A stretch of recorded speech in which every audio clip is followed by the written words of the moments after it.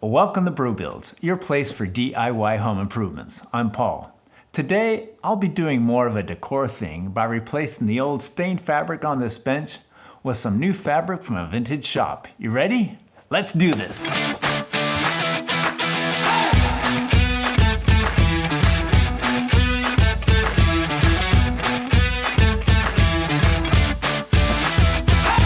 This past winter we had some roof leaks and it left some water stains on our upholstered bench. So I'm going to replace this old stained fabric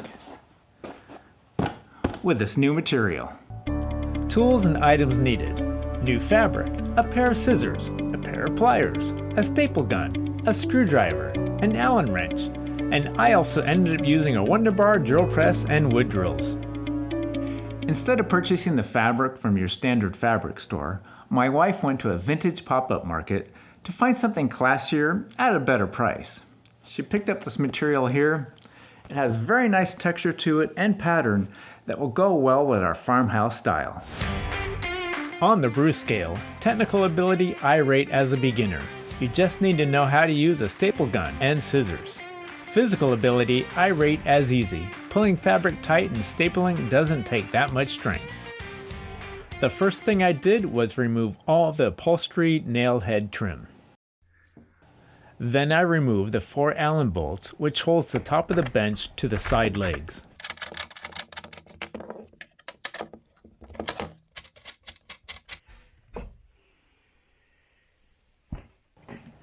We don't like seeing this exposed pressboard layer, so I'm going to wrap the new fabric over the existing cushion and pressboard and then staple it into place along the bottom of this edge.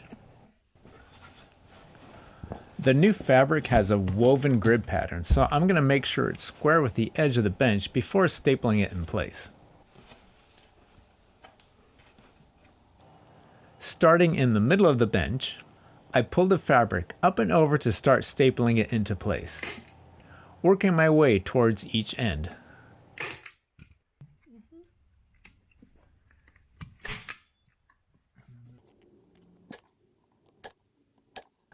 I tried cutting this to see what the fabric would do and noticed a problem.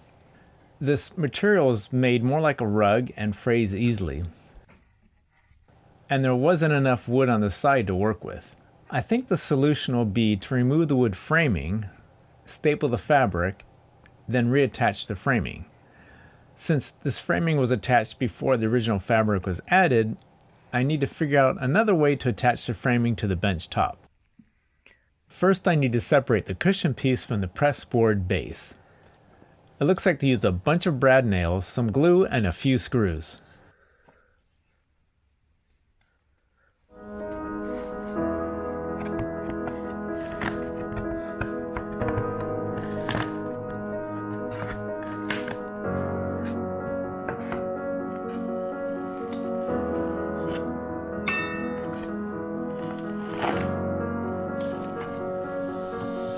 An easy way to remove brad nails is with a pair of channel lock pliers.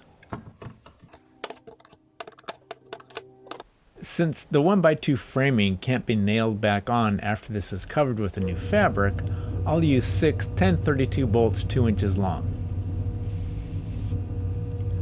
I drilled the holes first before removing the 1x2 frame, that way the base and frame will stay lined up.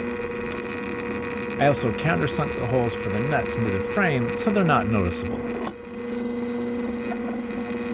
Using a 3/16 wood drill bit to drill through the frame of the boards, making 6 holes, 2 in the center and 4 inches from each corner.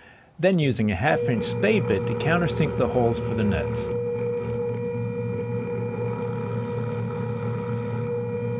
Once that was done, I removed the frame.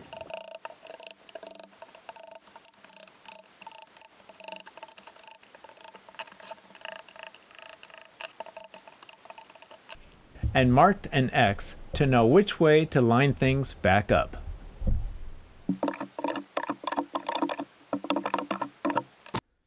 Here is the pressboard base with the 6 bolts. This will sit on top of the cushion piece. I'll then wrap the new fabric around the cushion and then staple it to the pressboard base.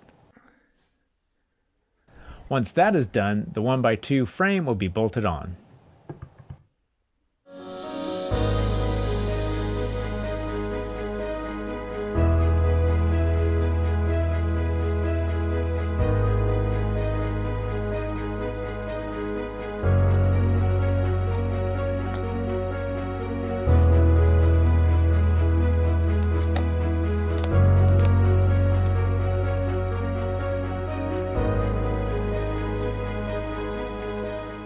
If you are good at wrapping presents, this part will be easy for you to do.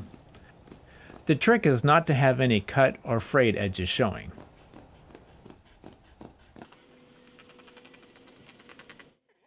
The fabric that we are using is thick, so I need to cut some material away before folding it over and stapling it.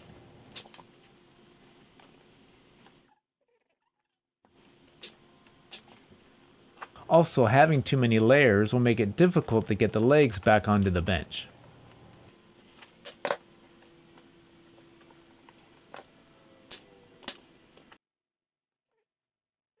Cutting the fabric correctly can be challenging, so cut it away a little at a time, testing the fit as you fold it over. Once you are happy with how it looks, then staple it in place.